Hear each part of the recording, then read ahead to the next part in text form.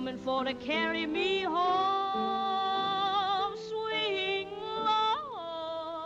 Lord, sweet chariot,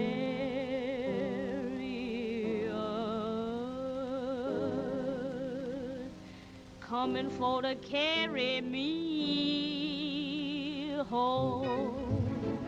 What's up, everybody? Welcome back to the channel. I'm going to cut straight to the chase today because I know that there's already a lot of chatter about Tiffany Haddish, and I'm really not excited to be talking about her right now, so let's go ahead and get started with a quick recap so we can get to the good parts. If you missed it, Tiffany Haddish has been making some headlines for some controversial actions and comments that she's made lately. As per usual, she's up to her old ignorant antics, and everyone is wondering this time if she's being pressured or manipulated into these situations because she's trying to fit into certain social circles. So the question of Tiffany vying for acceptance was posed after she accepted a dare from Kathy Hilton during a fashion show. She was dared to disrespectfully interrupt the fashion show by hopping on the catwalk and making the moment about herself. Right now, you go down and you tell this photographer, I love the place, do it now, right now, do it, wait, yes, now, there's nothing going on.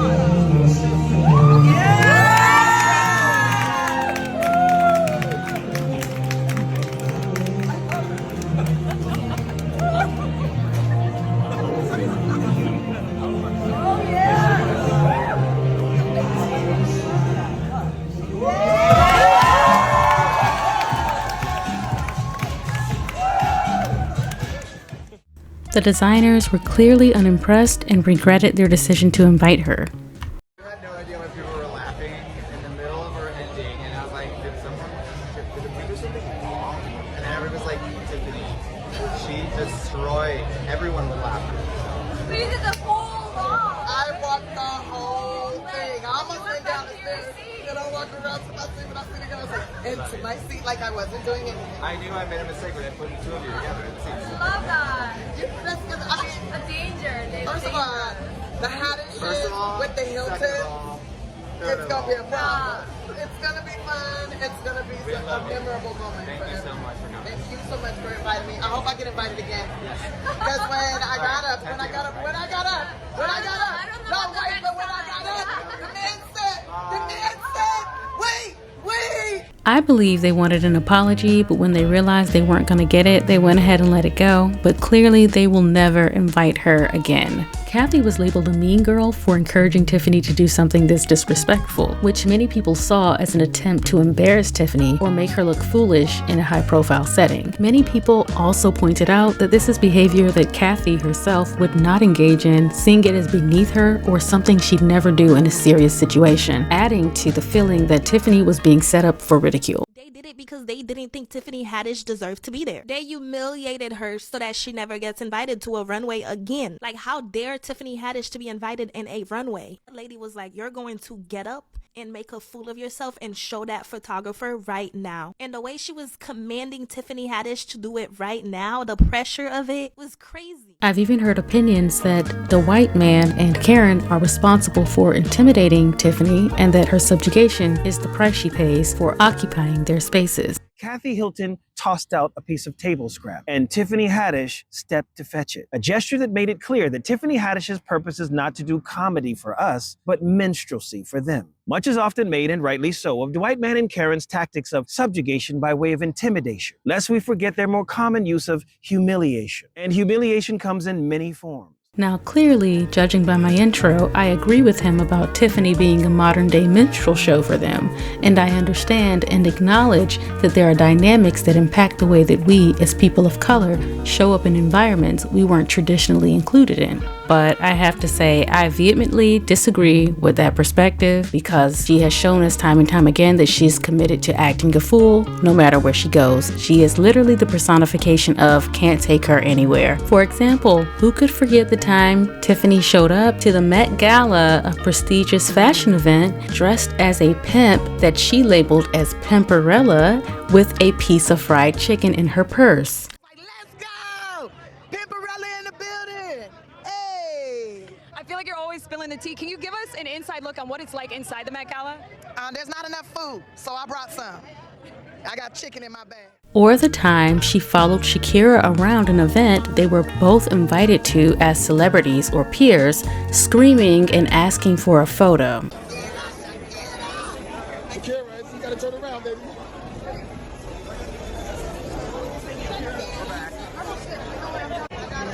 Tiffany has repeatedly shown her ass and has done everything in her power to reinforce every negative black stereotype that exists. Now, I want to make clear that I believe that everyone should be themselves, meaning that if there are characteristics they possess that fall within the bracket of a stereotype, screw the world, do you, be authentic.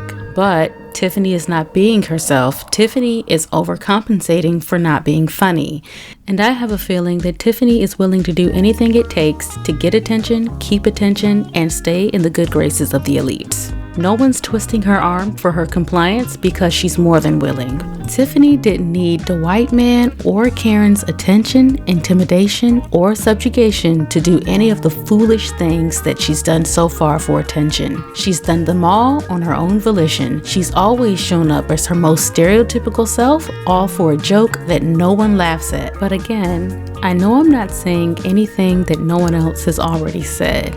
I know that that is not a new and fresh perspective. However, I'd like to leave you something to think about. Have you ever considered what Tiffany Haddish might act like if she was invited to a Diddy party? Now, I know the thought of that might be hard to stomach, but seriously, what would someone like that do behind closed doors for attention and acceptance? If someone can tell her to jump in public and embarrass herself, imagine what she's willing to do behind closed doors for the right amount of cash and an opportunity, along with that recognition or that acceptance. You see, it's my opinion that Tiffany Haddish is exactly the kind of person to go to a Diddy party in the year 2026 and act like she didn't know what she was getting into in the year 2028, if you catch what I'm saying. She seems like the kind of woman to work with and date a man like R. Kelly and then cry tattooed tears and participate in a documentary about him 20 years after the fact. Or even the kind of person to have the exact coordinates to Jeffrey Epstein's island but won't tell us where it is until he gets caught. And I say all that because Tiffany has shown us time and time again that she is more than willing to sacrifice her dignity and self-respect for a laugh and acceptance. That is who Tiffany is. But hey, I'm not here to kink shame. Some people like a good Diddy party,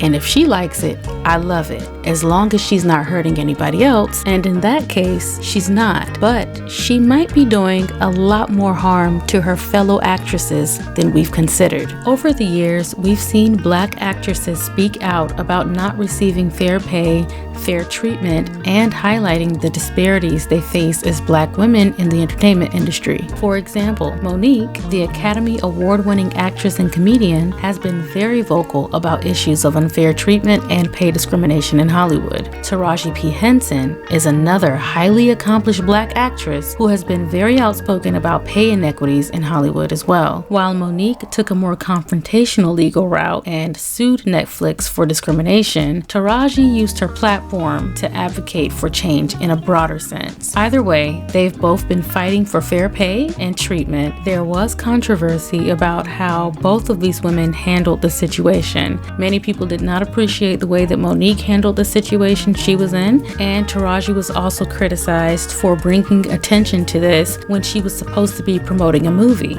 Ultimately, they were both blackballed, and the general consensus is pretty split about whether they were right or wrong for how they handled things. However, someone who has been relatively unproblematic for years up until maybe recently is Megan Good. And Megan Good also discussed how she had also experienced this pay disparity as well. She emphasized that despite her long career and success in Hollywood, she had never been compensated in a way that reflected her experience or contributions until she had the opportunity to work with Tyler Perry when he offered her a competitive salary for for a project. So what does all this have to do with Tiffany? Everything. Because Tiffany is working double overtime to reaffirm every negative piece of misinformation anyone has ever received about Black women, especially in that industry. Tiffany might not have signed up to be a representative for Black women, but she is inevitably so, especially because her job requires visibility on a global stage. It's inevitable. It's an uncomfortable truth, but it comes with the territory. The way she's behaving does affect the social capital of Black women in general, and especially Black women in her industry. Make no mistake, when she's invited to these events, be it the Met Gala or a fashion show, Tiffany is being invited to a work event, a work opportunity. This is work for her industry, and she decides to show up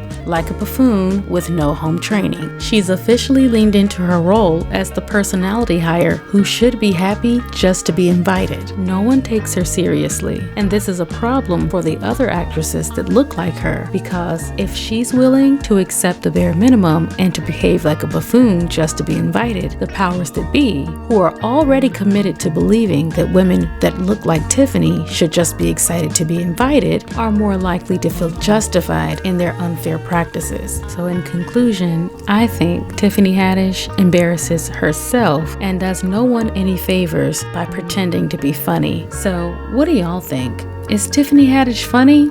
Or is she just leaning into these tired, gimmicky behaviors because the real humor is missing? Are people being too harsh? Should Black women feel secondhand embarrassment? Let me know what you think down in the comments. Anyway, thank you for watching. Make sure you subscribe if you're feeling the content, and hit that like button if you agree. I'll catch you in the next video. Bye. They keep saying that they're getting secondhand embarrassment from all of this Tiffany Haddish. Basically, if you haven't heard, she crashed a New York Fashion Week show. It was egged on by like Paris Hilton and a few other people, and it was so cringe. I could barely finish watching the video. But to the people that are like, yeah, I'm having secondhand embarrassment, I'm not. I don't know if this is controversial, but like, I don't believe in secondhand embarrassment. Like, you are who you are, and that's just an embarrassment on its own. I don't feel attached to it in any way, shape, or form. And I think especially like Black women are like, oh, like we're just so embarrassed. I'm not. I hate that for you, but I'm sorry. That's on you. What is our relation? None. Zero. So, honey, you know what it's giving? It's giving my reputation is already trash. I can barely get booked anymore. I have these DUIs on my record. I have these other really bad allegations on my record. I'm not funny. I annoy a large percentage of people. So why not try to do whatever I can to be seen and heard? Because nobody really likes me anymore. That's what it's giving. And it's embarrassing. It's just an embarrassing situation for her, and just further confirmation as to why she's having to force herself to be seen and heard. And it's time for you to just step back and go get therapy so that you can rediscover yourself. Because what you're doing, that ain't it.